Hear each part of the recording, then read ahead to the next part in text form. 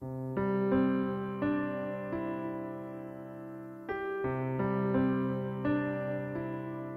we talked about putting together just some comments about my parents, the thought was, well, whether we do it in Spokane in front of a blue curtain in a television studio or whether we do it somewhere else. And I'd suggested that maybe if someone wanted to know what made my parents, that maybe they ought to go to where it happened. It's fascinating in this day and age where everything is busy, no one has time for anything, that one of the kindnesses about Wallace and one of the aspects about my parents is that there really is a place where things might stay the same.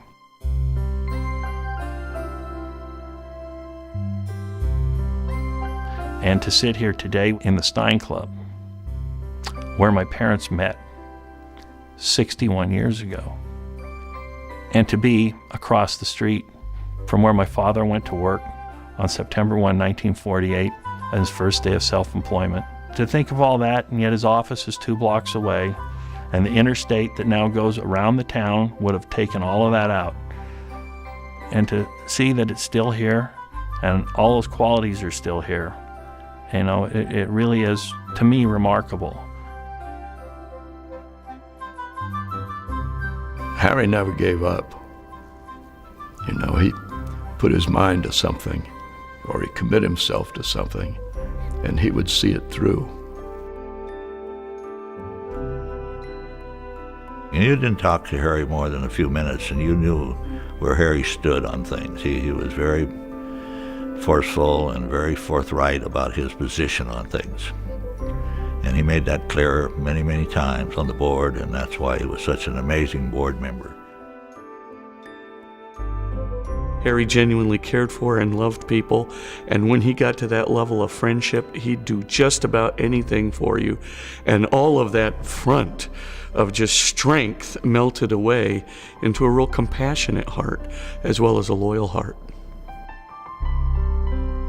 Oh, I always call Harry the gentle giant, this very large giant of a man who's done so much for the university, so much for the community, and yet has that gentle touch of putting an arm around you or giving you a hug or writing a personal note on his business letters.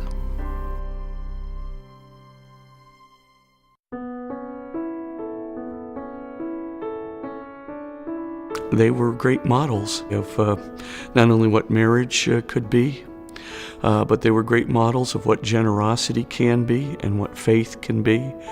And truly a team. That's one of the things that people don't really realize, because Dad was always the guy out front and the mining magnate and the tycoon of industry, but he could not have done what he did without our mother as the steady and calm influence behind, and both an advisor and someone to hold down the home. But it was a partnership of the two of them, and the support that, you know, Colleen gave everything that Harry wanted to do for Gonzaga University. Colleen was right there.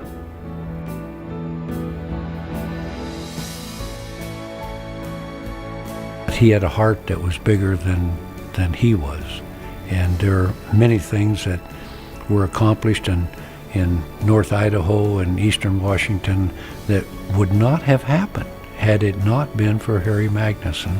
Wallace, Idaho wouldn't even be on the map if it hadn't been for Harry Magnuson. The Cataldo Mission would be a mound of rubble had it not been for Harry Magnuson. And the institution where we are tonight, it would not be the institution that it is today if it hadn't been for Harry Magnuson.